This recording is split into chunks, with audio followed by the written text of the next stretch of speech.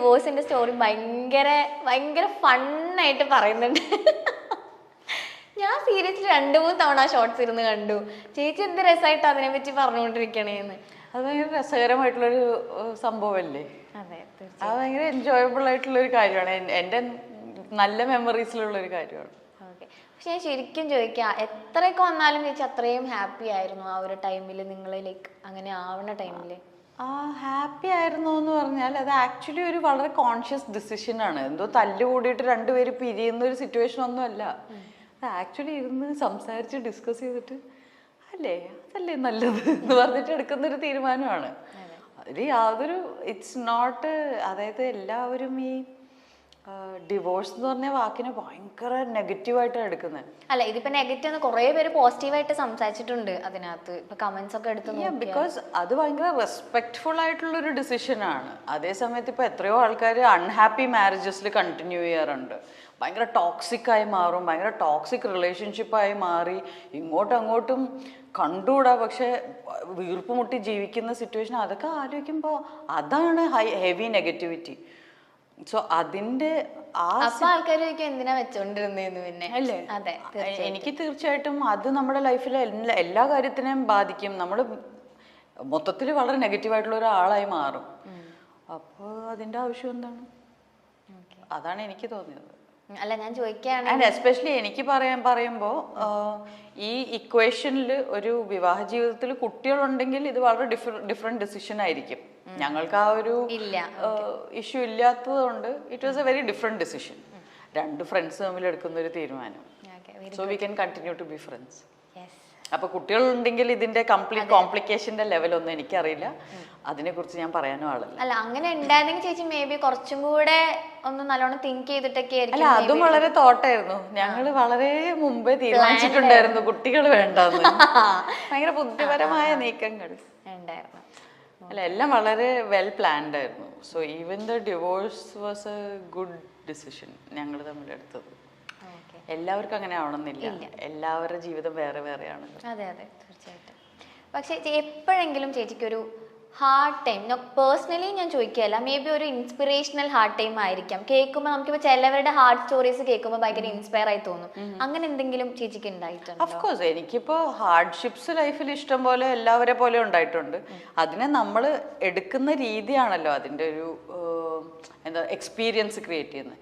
ഇപ്പം ഞാൻ ഒരു ഹാർഡ്ഷിപ്പ് എക്സ്പീരിയൻസ് ചെയ്താൽ ഞാൻ അതിനെ നോക്കുന്നത് ഇതിൽ നിന്ന് ഞാൻ എന്താ പഠിക്കേണ്ടതെന്നാണ് നോക്കുന്നത്. അല്ലെങ്കിൽ എന്തിനാ എനിക്ക് ഇങ്ങനെയൊക്കെ സംഭവിക്കണമെന്ന് പറഞ്ഞ് നോക്കിയിരുന്നാൽ അത് ഭയങ്കര ഡൗൺ ആവും. നമ്മൾ ഇൻസ്റ്റെഡ് ഇതിൽ നിന്ന് എന്താ പഠിക്കാനുള്ളതെന്ന് പറഞ്ഞാൽ നമ്മൾ അടുത്ത നെക്സ്റ്റ് പോസിറ്റീവ് സ്റ്റെപ്പിലോട്ടാണ് കയറുന്നത്. ഇതിലെന്തോ നിധി ഉണ്ടല്ലോ എന്ന് പറഞ്ഞാൽ അങ്ങനെ കാണുന്ന ആളാണ് ഞാൻ. അപ്പോൾ എന്ത് നെഗറ്റീവായിട്ട് സംഭവിച്ചാലും ആ നെഗറ്റിവിറ്റിയെക്കാളും കൂടുതൽ ഇതിൽ നിന്ന് ഞാൻ എന്ത് പഠിക്കാം, സോ ദാറ്റ് ഇത് വീണ്ടും റിപ്പീറ്റ് ആവാതിരിക്കാൻ. അപ്പോൾ ലൈഫ് ഡെയിലി ബെറ്റർ ആയിക്കൊണ്ടിരിക്കും. ചേച്ചിയുടെ ഫാമിലിയെ കുറിച്ച് പറയോ? അച്ഛൻ, അമ്മ? എന്ത് പറയാനാ, പാവങ്ങളല്ലേ. എൻ്റെ ഫാമിലി ആയി പോയി. അവർ പാവങ്ങളാ. ആക്ച്വലി എൻ്റെ അച്ഛനും അമ്മയൊക്കെ വളരെ സ്ട്രെയിറ്റ് ഫോർവേഡ്, നിഷ്കളങ്കമായിട്ടുള്ള വ്യക്തികളാണ്. അവരുടേതായ നല്ല ഇൻട്രസ്റ്റ്സ് ഒക്കെ ഉള്ള വളരെ ബിസി ആയിട്ടുള്ള ആൾക്കാരാണ്. അതാണ്, ഭയങ്കര ബിസിയാ രണ്ടുപേരും. എന്തൊക്കെയാ ചെയ്യുന്നതെന്ന് എനിക്കറിയില്ല. പക്ഷെ എപ്പോൾ വിളിച്ചാലും ഒന്നിനും ഒഴിവില്ലാത്ത അത്രയും തിരക്കായിരിക്കും. സാധാരണ തിരിച്ചെങ്കിലും ചേച്ചിയല്ലേ ഞാനാണ് അവരെക്കാളൊക്കെ വളരെയധികം ഫ്രീ ടൈം ഉള്ളത് എനിക്കാ. അച്ഛൻ റിട്ടയർഡ് ബാങ്ക് ഓഫീസറാണ്. പക്ഷെ സ്വന്തമായിട്ട് പുള്ളി ഒരു ട്രെയിനറാണ്, ബിഹേവിയറൽ സയൻസ് ട്രെയിനറാണ്, ട്രാൻസാക്ഷണൽ അനാലിസിസ് ട്രെയിനറാണ്.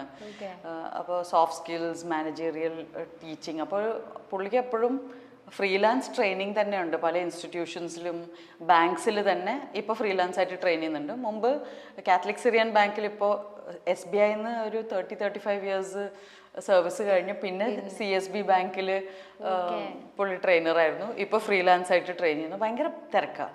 അമ്മ ഹോം ബേക്കറാണ്. അപ്പോൾ ആളെപ്പോഴും ഇന്ന് ഇത്രയും ഓർഡേഴ്സ് ഉണ്ട്, എനിക്ക് അതുണ്ട് ഇതുണ്ട്, ഭയങ്കര തിരക്കാണ്. ഈ രണ്ട് തിരക്കും ഇല്ലെങ്കിൽ രണ്ടുപേരും ബേർഡ് ഫോട്ടോഗ്രാഫേഴ്സാണ്.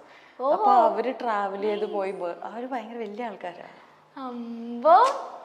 അത് കൊള്ളാലോ. അതാണ്. അപ്പൊ ഈ സാജൻസ് ബേക്കറി ചെയ്തപ്പോഴേക്കും അമ്മ ഹെൽപ്പ് ഒക്കെ ചെയ്തിരുന്നു? അല്ല, ഞാൻ കണ്ടു വളർന്ന, ഞാൻ ഒരു 3 വയസ്സുള്ളപ്പോ തൊട്ട് അമ്മ ബേക്ക് ചെയ്യുന്നുണ്ട്. അപ്പൊ കണ്ടു വളർന്നിട്ടുള്ള ഒരു സംഭവമാണ്. അതിനേക്കാളും കൂടുതൽ സാജൻ ബേക്കറിയിൽ എനിക്ക് അത്ര ബേക്ക് ചെയ്യാനുണ്ടായിരുന്നില്ല. പക്ഷെ ഞാൻ ഇപ്പൊ ഇനി വരാൻ പോകുന്ന പടം അനുരാഗത്തില് ഞാനൊരു ഹോം ബേക്കറിന്റെ റോളാ ചെയ്യുന്നത്. അതിന് ഭയങ്കരമായിട്ട് അമ്മ റെഫറൻസ് ആയിരുന്നു. Very good. ബേർഡ് ഫോട്ടോഗ്രാഫി ഒക്കെ ചെയ്യല്ലേ? ഭയങ്കര ആൾക്കാരാന്നേ. എനിക്കൊന്നും കണ്ട, എനിക്ക് എല്ലാം ബേർഡ്സ് ആണ്. ഇവര് ഓരോന്നും ഇത് പേർപ്പിൾ റിംഡ് മറ്റേത് മറിച്ചെന്നൊക്കെ പേരൊക്കെ പറയുന്നു. അവരെ കൂടെ പോയാൽ നമുക്ക് അത്രയൊക്കെ അറിയുള്ളൂ. കാക്ക, കുയില് ഇത്രയൊക്കെ തന്നെ ഉള്ളൂ. ഇവര് കറക്റ്റ് ആയിട്ട് ഇത് ഫീമെയിൽ ആട്ടോ, അതിന്റെ മറ്റേത് ഇപ്പൊ ഈ ഷെഡിങ് ഫേസ് ആണെന്നൊക്കെ പറയും. നമ്മൾ ഇവരുടെ കൂടെ പോയാൽ പ്രാന്തായിട്ടുണ്ടല്ലോ. ഈ ബേർഡ് ഫോട്ടോഗ്രാഫേഴ്സിന് ഭയങ്കര പേഷ്യൻസാ. ഇവര് പോയിട്ട് ഇങ്ങനെ ഈ ക്യാമറ വെച്ചോണ്ട് ഇരുന്ന് നമുക്ക് തീരെ പറ്റില്ല. ആ ട്രാവലിംഗിന്റെ അവര് പണ്ട് മുതലേ ട്രാവൽ ചെയ്യോ രണ്ടുപേരും? അവര് ബേർഡ് ഫോട്ടോഗ്രാഫി ആയിട്ടുള്ള ട്രാവലിംഗ്. അവർക്ക് സ്ഥലങ്ങൾ കാണുക എന്നുള്ളതിനേക്കാളും നല്ല ബേർഡ്സ് ഉള്ള സ്ഥലങ്ങളിലേക്ക് പോയി അതിരാവിലെയൊക്കെ പോകണം. അത് വേറെ തരം ട്രാവലാണ്. നമുക്ക് മറ്റേ ഫുഡൊക്കെ എക്സ്പ്ലോർ ചെയ്ത് സ്ഥലമൊക്കെ എക്സ്പ്ലോർ ചെയ്തിട്ടുള്ള ട്രാവലാണ് നമുക്ക് ഇഷ്ടം. അതെ. ഓക്കെ. ഈ ക്ലിനിക്കൽ സൈക്കോളജിയിലേക്ക് പോകാനുള്ള കാരണം എന്താണ്? ചേച്ചി മൂവി ചെയ്യുന്ന ടൈമില് ചെയ്തുകൊണ്ടിരിക്കുകയായിരുന്നില്ലേ? ഞാൻ സിനിമയിൽ വന്നത് 11th സ്റ്റാൻഡേർഡിൽ പഠിക്കുമ്പോഴാണ്. ക്ലിനിക്കൽ സൈക്കോളജി ചെയ്തത് ഡിഗ്രിക്ക്. എനിക്ക് എന്ത് സെലക്ട് ചെയ്യണമെന്ന് അറിയാത്ത ഒരു അവസ്ഥ വന്നു. അതായത് 10th സ്റ്റാൻഡേർഡിൽ എൻ്റെ മാഷ് പറഞ്ഞൊരു വലിയ സംഭവമുണ്ട്. എനിക്ക് ഏറ്റവും ഇഷ്ടമില്ലാത്ത സബ്ജക്റ്റ് ഹിസ്റ്ററിയാണ്. അപ്പോൾ ഞങ്ങളുടെ ഹിസ്റ്ററി ടീച്ചർ പറഞ്ഞൊരു വലിയ സംഭവമുണ്ട്, അത് എല്ലാവരും കേട്ടിരിക്കേണ്ട കാര്യമാണ്. നിങ്ങൾക്ക് ഹിസ്റ്ററി ഇഷ്ടമല്ലെങ്കിൽ അതാണ് ഏറ്റവും ശ്രദ്ധിച്ച് പഠിക്കേണ്ടത്.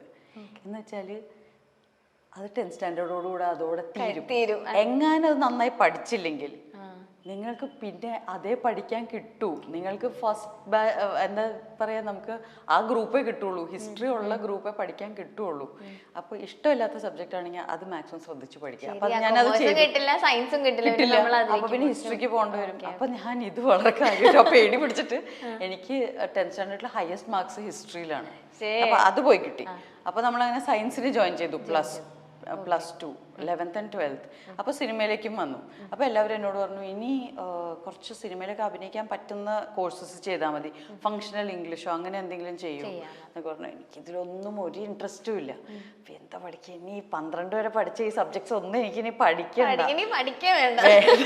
എന്നുള്ള സിറ്റുവേഷനിൽ ഇരിക്കുമ്പോഴാണ് എൻ്റെ ഒരു ഫ്രണ്ട് പറയുന്നത്, പ്രചോദി നികേതൻ കോളേജ് പുതുക്കാട് ക്ലിനിക്കൽ സൈക്കോളജിയുടെ കോഴ്സ് ഉണ്ട്. അപ്പോൾ അതുവരെ എൻ്റെ അച്ഛൻ ഈ TA ട്രെയിനറും ഇതൊക്കെ ആയതുകൊണ്ട് എനിക്ക് എപ്പോഴും വീട്ടിലെപ്പോഴും ഈ ബോഡി ലാംഗ്വേജ് ഇങ്ങനെയൊക്കെയുള്ള പല ഐം ഓക്കെ യുവർ ഓക്കെ ഇതൊക്കെ പറഞ്ഞ കുറെ ബുക്സ് ഉണ്ടാവും എപ്പോഴും.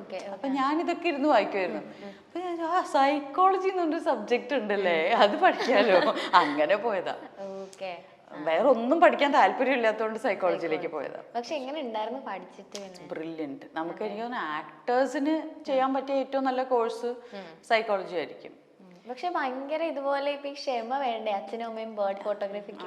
ക്ഷമയല്ല, അതിന് വേറെ ലെവൽ സ്കില്ല് വേണം. അതായത് മറ്റുള്ളവരുടെ പ്രോബ്ലംസ് നമുക്ക് നിഷ്പക്ഷമായി നല്ല വാക്ക്, ഇങ്ങനെ വെറുതെ ഇരുന്ന് ന്യൂട്രലായിട്ട് ഇരുന്ന് കേൾക്കാൻ പറ്റണം, നമ്മൾ ഇമോഷണൽ ആവാതെ. അതെനിക്ക് പറ്റുന്നുണ്ടായിരുന്നില്ല. അല്ല, എന്റെ ചില ഫ്രണ്ട്സ് പറഞ്ഞു കേട്ടിട്ടുണ്ട്, ഇത് പഠിക്കുന്നവരെ നമ്മളിങ്ങനെ കുറെ പേരുടെ കേട്ട് ലാസ്റ്റ് നമ്മൾ കൗൺസിലിങ്ങിന് പോകേണ്ട അവസ്ഥയാവും. തീർച്ചയായും. ഏറ്റവും കൂടുതൽ സൂയിസൈഡ് റേറ്റ് ഉള്ള പ്രൊഫഷൻ എന്ന് പറയുന്നത് സൈക്കോളജിയാണ്. ഏറ്റവും കൂടുതൽ സൂയിസൈഡ്സ് കമ്മിറ്റ് ചെയ്യുന്നത് സൈക്യാട്രിസ്റ്റ്സ് ആണ്. മലയാള സിനിമയിൽ ചെറുതും വലുതുമായ കഥാപാത്രങ്ങളെ തന്മയത്വത്തോടെ സ്ക്രീനിൽ എത്തിച്ച് നിരവധി ആരാധകരെ സ്വന്തമാക്കിയ താരമാണ് ലെന. വർഷങ്ങൾ നീണ്ട തന്റെ അഭിനയ ജീവിതത്തിൽ ചെറുതും വലുതുമായ നിരവധി കഥാപാത്രങ്ങളെയാണ് ലെന മലയാളികൾക്കായി സമ്മാനിച്ചത്. ഇപ്പോഴിതാ തന്റെ വിവാഹത്തെക്കുറിച്ചും വിവാഹമോചനത്തെക്കുറിച്ചും ലെന പറഞ്ഞ കാര്യങ്ങൾ വീണ്ടും ശ്രദ്ധ നേടുകയാണ്. ലെനയുടെ 2ാം വിവാഹം വളരെ വലിയ ചർച്ചയായിരുന്നു.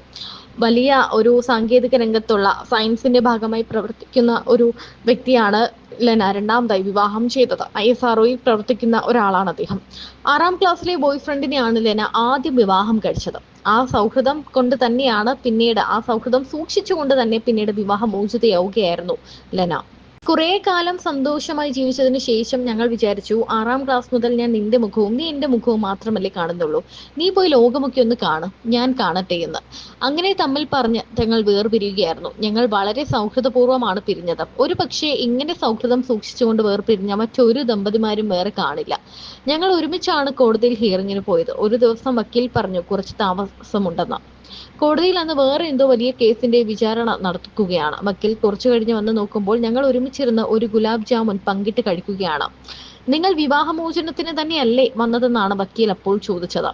ഞാൻ എന്തെങ്കിലും സിനിമ എടുക്കുമ്പോൾ രസകരമായ ഈ സംഭവം എഴുതണം എന്ന് വിചാരിച്ചിട്ടുണ്ട്. തന്റെ 2ാം വിവാഹത്തെക്കുറിച്ചും ലെന പറയുന്നുണ്ട്. ആദ്യ വിവാഹത്തെക്കുറിച്ച് പറയുമ്പോൾ അത് സന്തോഷപൂർവ്വം വളരെ സൗഹൃദപരമായി വളരെ ഈസി ആയിട്ട് എടുത്തൊരു കാര്യമാണ് എന്നാണ് ലെന പറയുന്നത്. ചിലപ്പോൾ കുട്ടികൾ ഇല്ലാത്തത് കൊണ്ടായിരിക്കും അത്രയും ഈസി ആയിട്ടുള്ള ഒരു ഡിസിഷൻ എടുക്കാൻ തങ്ങൾക്ക് പറ്റിയത്. ചിലപ്പോൾ കുട്ടി ഉണ്ടായിരുന്നെങ്കിൽ ആ പ്ലാൻ ഒക്കെ മാറിയേനെ എന്നും ലെന പറയുന്നുണ്ട്. കുട്ടി വേണ്ട എന്നുള്ളതും തങ്ങളുടെ തന്നെ തീരുമാനമായിരുന്നു എന്നും ലെന വ്യക്തമാക്കുന്നുണ്ട്.